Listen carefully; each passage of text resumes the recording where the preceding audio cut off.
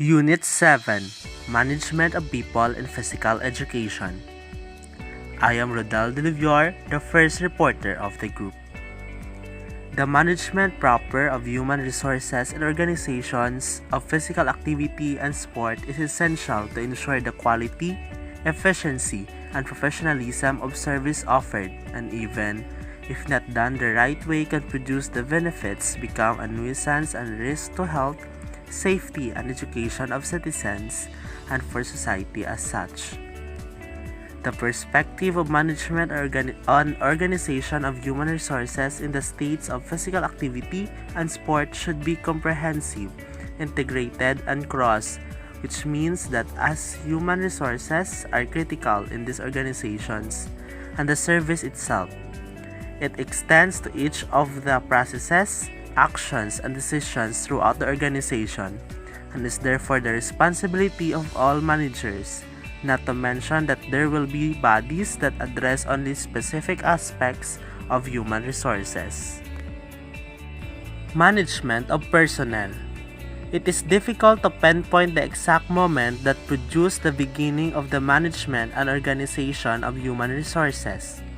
As in all organizational approaches and theories have been addressed, one way or another, to people because they are an essential element for the existence and evolution of the organizations themselves and, as such, for his leadership and organization. However, according to Leal, Roman, Alfaro, and Rodriguez 1999, the concept of management and organization of current human resources does not arise until the middle of last century. In this sense, Claver, Gasco, and Lopez 1996 argued that specific changes in organization and management of human resources had been three eras. First, the first period was between the end of 19th century and early 50s of the 20th century. At this stage, the activities and processes related to human resources act as an undifferentiated and disseminated within the organization. Primarily, the human resources function is concerned with the integration and assimilation of people in the productive apparatus, socialization, and social control of workers, as well as recording contracts, payroll, etc. Second, the second stage is located from the 50s to the 80s of the last century and the stage of professionalization of the human resources function, which begins to establish an autonomous body and specific department related to human resources. The function acquires an autonomy in the organization, but at the same time is isolated and marginalized by senior management. It promoted salaries and incentive systems, job evaluation and performance assessment, as well as the adequacy of the aspirations of the people and organizations claim their motivation. Third, the third period was produced from the 80s of last century. At this stage, integrated human resources strategy of the organization and puts emphasis on training and development of people considering their best asset of the organization and as a differentiating factor. The concept of management and organization of human resources function characterized as eminently policy, macro-organizational dynamics, and constant adaptation and transformation, which is involved in the organization with a clear strategic vision and long-term. It begins to produce from the 80s. Previously, what was taking place in the organizations was the conception of management or administrative personnel listed as limited to the administrative, static, and confined to a specific organ of the organization with a short-term goals. Porchol, 2005, Poret, 2006. Understanding human behavior. The human resource management in organizations. According to Fernandez Rios on 1999, human resource management is the organizational system responsible for managing and developing human resources through a philosophy or culture, strategies, systems, and techniques for obtaining dreams and achieve the satisfaction of the people, and human resource development. For his part, Cabrera and Bonach on 2004 consider that human resource management is mainly directed to the employees for the organization to achieve its objectives. Furthermore, these authors specify that the management and human resource organization today is based on 5 principles. We have the first one, the emphasis on the importance of human resources for the success of the organization. Second, the long-term perspective in human resource management. Third, the human resource management is the responsibility of all managers and experts, not only in personal or human resources department. And then fourth, the strategic design of human resource policies should be well adapted to the organizational context and complement each other. And the last but not the least, connecting human resources organizational efficiency. According to Lil et al. On 1999, the evolution experienced by the activities and processes related to human resources as Human Resources Department has currently generated management and organization of human resources have a dual perspective. We have the restricted perspective and broad perspective. When we say restricted perspective, it identifies only the activities and processes developed by the National Human Resource Specialist. And for the broad perspective, it is the results from the idea that the human factor is present in all areas and elements of the organization, being responsible for its conduct and organization, and thus exceeds the powers of the specific organ.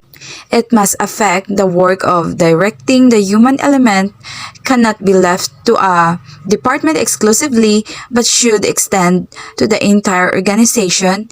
In this sense, we must professionalize management in various human resources issues, because such an important element should not be restricted to a department or agency, but it must be a backbone in charge of everything related to human resources, or by Claver et al. 1996.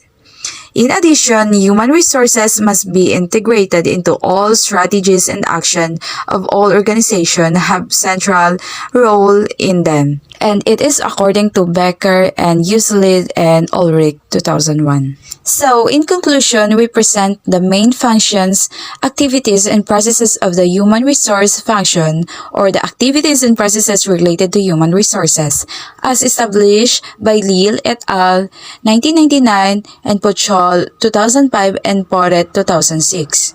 And we have the analytic function and employment, management function, address function and development, the role of internal communication, role of retribution, the role of social services, and shift function, standard setting and labor relations, and of course, role of health and safety.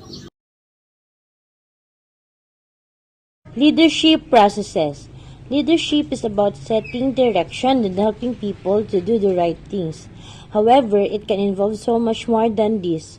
In particular, leadership is a long-term process in which, in very real and practical way, all actions have consequences, and what goes around comes around.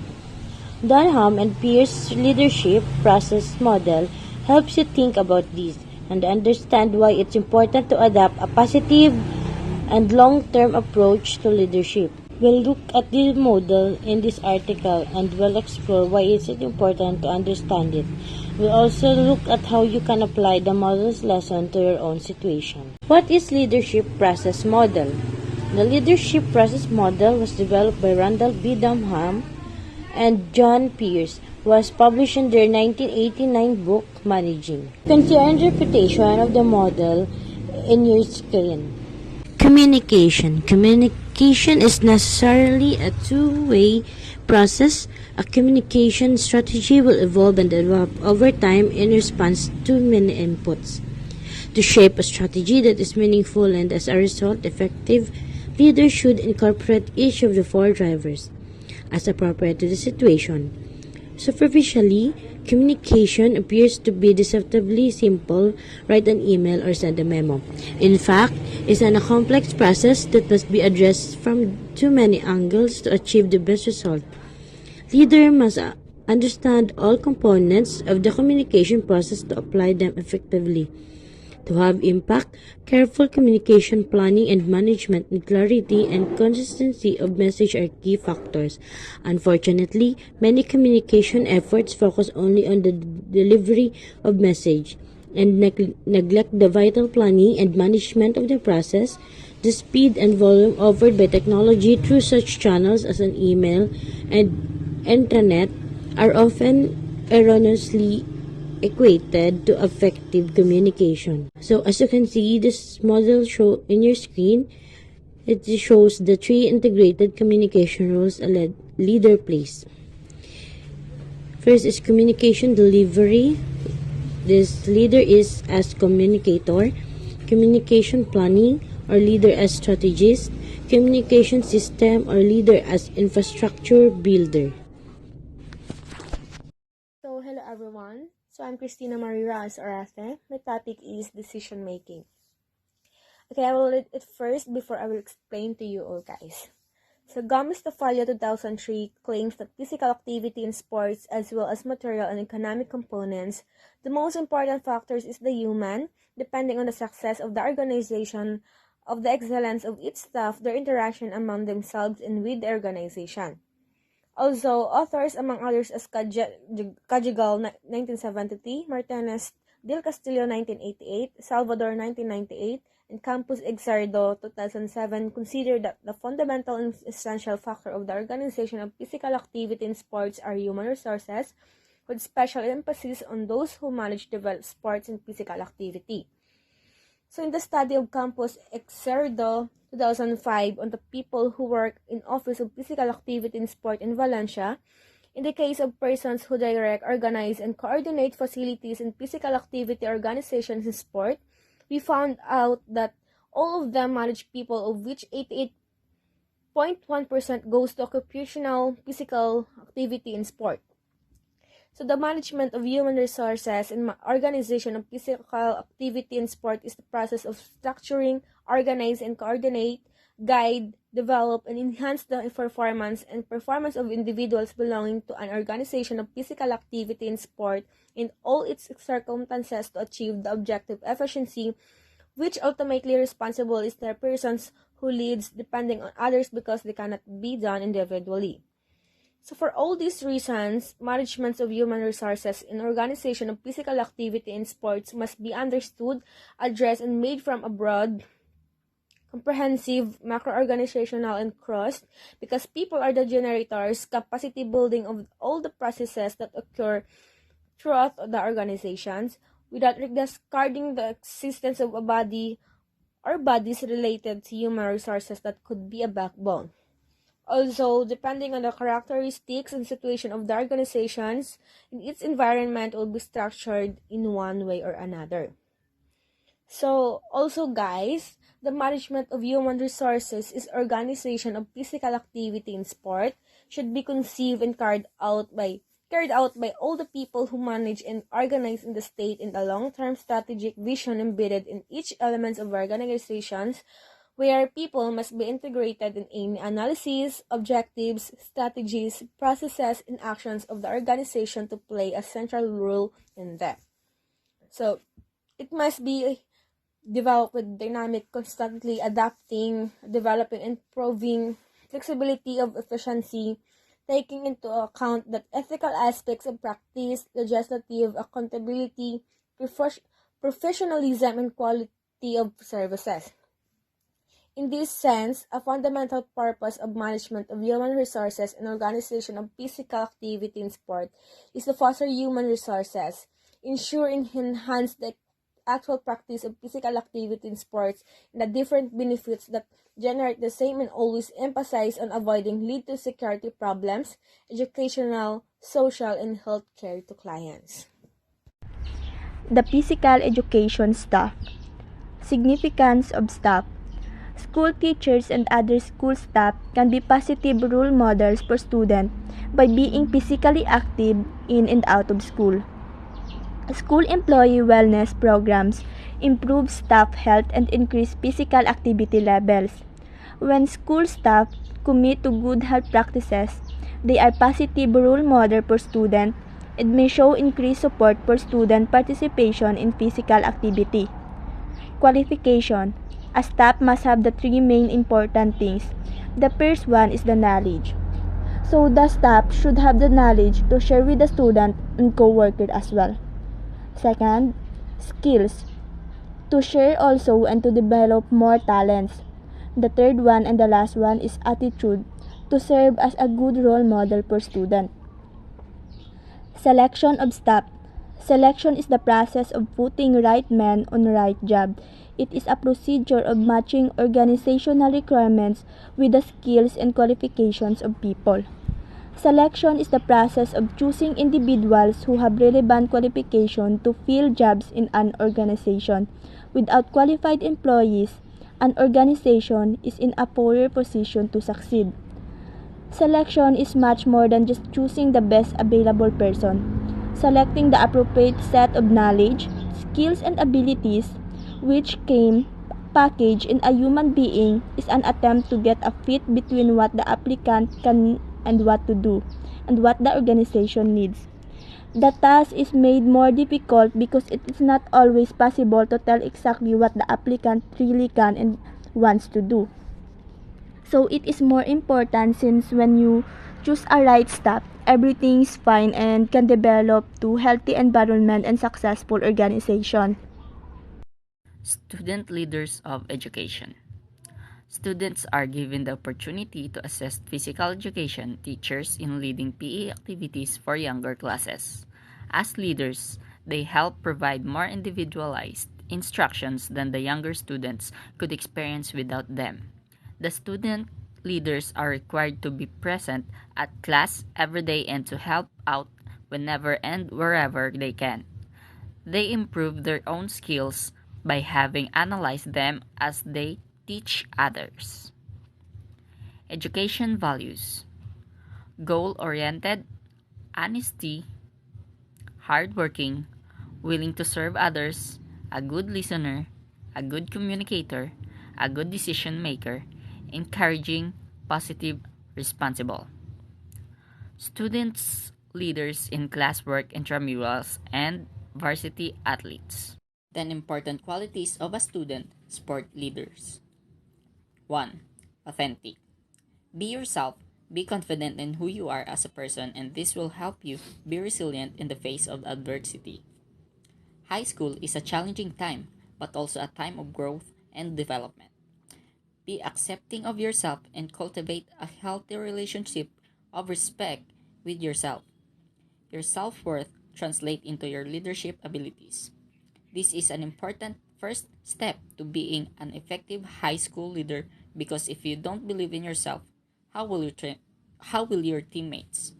Authenticity will also help you to inspire confidence in others. 2. Inclusive.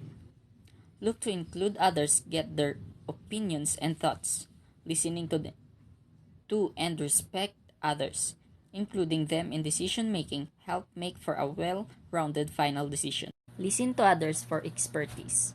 Paying attention to all members of your team and being an active listener sets an example that everyone is valued. 3. Self-aware. Understand yourself and your impact on others. Effective high school sports leaders have a strong understanding of what motivates them as a person, their strengths and weaknesses, how they manage their emotions, and most importantly, how their emotions and behaviors have an effect on those around them. As a high school leader, you will be making conscious decisions based on the learning and data you have in order to achieve the goal you are focused on. You will be aware of your motivations and your teammates' motivations, and this will help you lead. 4. Driven. Be motivated to perform and improve. Make sure your own performance is hitting the high standards before you give feedbacks on someone else's performance. Being driven requires passion and perseverance. Those two key ingredients basically make the concept of grit, which helps you define what it means to be driven as a leader. Grit is a concept that was born out of the research under Angela Duckworth undertook to find out how people achieve success. Being driven doesn't require talent and genius level cognitive ability, but rather being driven requires having grit and inspiring those around to be driven. I am Herlin Foss, and to continue the topic, which is the relational. Effective high school sports leaders get along with others and build respect. Promote interconnectedness as an important aspect of your team. Be approachable as a leader. Develop strong, mutually respectful relationships, not just with your teammates and coaches, but other stakeholders that add value to your team. This could be your principal at your high school, the administration, or the athletic department. Especially as a high school sports leader, be respectful and friendly with your teammates' families because they will heavily influence your teammates. Next is the communicative. Effective communication enables information to be passed to your team and back to you as a leader in a timely, clear manner. This can be verbal or non-verbal. In fact, as a leader, you should communicate in both verbal and non-verbal. These actions you take set an example for the rest of your high school sports team. Miscommunication can be the downfall of teams. It's important that high school leaders have an open communication channel with teammates, coaches, and administrators so that everyone is on the same page. Next is the selfless. Great leaders put others before themselves. Leadership and teamwork are closely aligned with sacrifice. Being selfless, putting others or team's interests before your interests, and going the extra yard are all examples of sacrifice and leadership in action. When you facilitate the success of others and recognize their growth, your team will see impressive results. Next is responsible. Be accountable for your actions. This might be doing things that other people aren't willing to do. Be the person who shows up early and stays late, making sure that everything runs smoothly and effectively. As the leader of your high school sports team, you may have to take the fall for actions that you didn't directly cause. That is all part of being a leader. You take responsibility for your whole team. Next is the competitive. Be effort-focused and demands high standards. A commitment to excellence not just for yourself, but for your teammates will elevate your team. Your leadership abilities reflect back on your effort. A competitive nature, especially in sports leadership, is critical to success. Last is focus. Be attentive. Effective high school leaders thrive on learning. This can set you apart from other high school leaders. Draw your focus in from your coaches. Be intentional about defending your goals and how your goals can specifically be achieved. Set objectives that can be met and keep those objectives in mind every day as a high school sports leader. The actions you take off the field are equally as important as the actions you take on field. The 4C's learning framework, it provides a clear lens to analyze performance and behaviors. So first is the character.